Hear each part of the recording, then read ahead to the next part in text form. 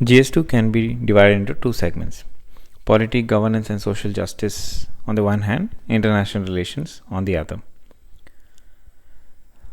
Under polity, governance, and social justice, wherever possible, start your answers with constitutional articles. This will convey to the examiner that you have a fundamental idea of the constitutional principles and how they operate.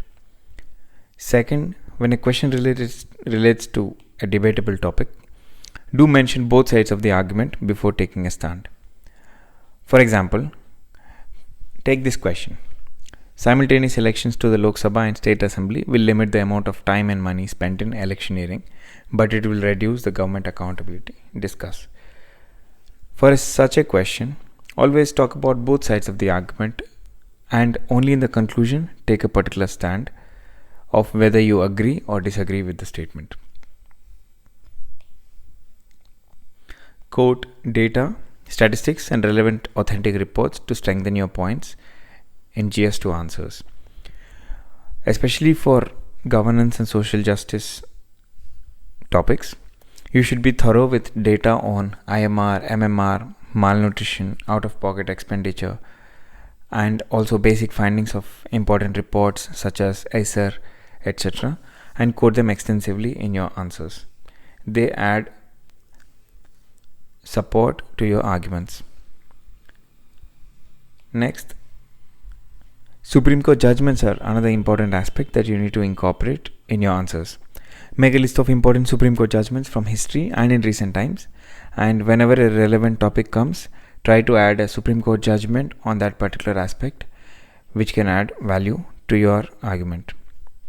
Apart from judgments, you must remember recommendations of important committees and commissions and mention them in your answers. Usually, these are done towards the end of the answer in your conclusion when you present your way forward. Some standard committees and commissions include First and Second ARC, Sarkaria and Punchi Commission, Law Commission, NCRWC report, etc. Have the recommendations of these committees handy and by heart, and write them in your answers, especially in your conclusions. So these are the components that you have to incorporate in your polity, governance, and social justice segments to make your answers stand out. Next, we move on to international relations. Whenever you are reading international relations, make sure to understand the historical background of a diplomatic relation between India and a foreign country.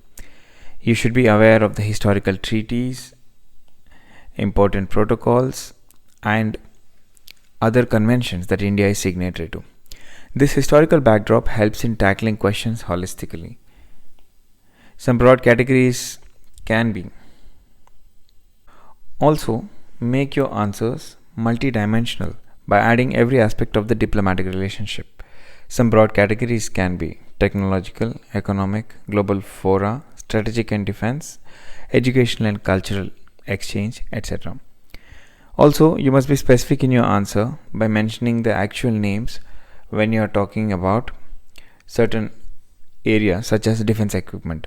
For instance, if you're talking about defense deals, mention the specific equipment such as Apache helicopter or Barak missile or S-400 equipment. In international relations too, maps aid in better comprehension. If there is a question on India-China border dispute, you should draw a diagram and show the disputed areas with China.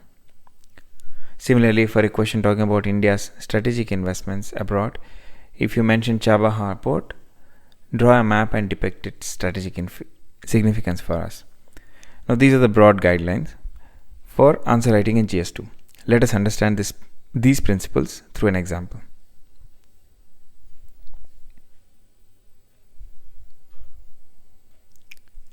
Consider this question that was asked recently.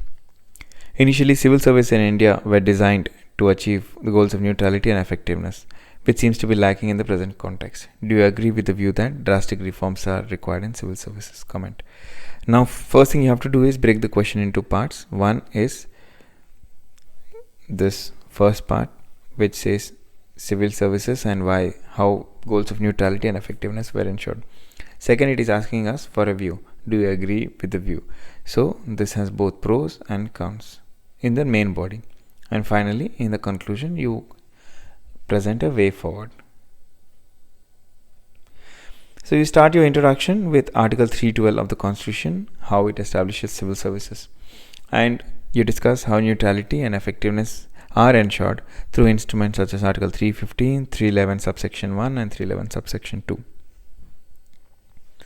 And All India Service Conduct Rules, which help in objective behavior for civil servants. Then you address a part of the question dealing with whether drastic reforms are needed. Since it is debatable, always try to argue both sides of the case. So in the first part, we say why drastic reforms are needed. So we discuss corruption, reasons such as corruption, excessive red tapeism, politicization, and APAR, how they are evaluated for their performance. You also throw in the relevant statistics and reports to strengthen your point. Then we move on to this other side of the argument, which includes why drastic reforms can be detrimental. Once that is done, you move to the way forward, under which you quote recommendations from important committees such as Surendranath, HOTA and ARC2 committees. You discuss specific recommendations, civil service board, training, performance appraisal, dominization. So that is multi-dimensional, expansive, and at the same time very specific. So this is how you conclude the answers with a broad statement of how this can ensure a 21st century bureaucracy for a 21st century India.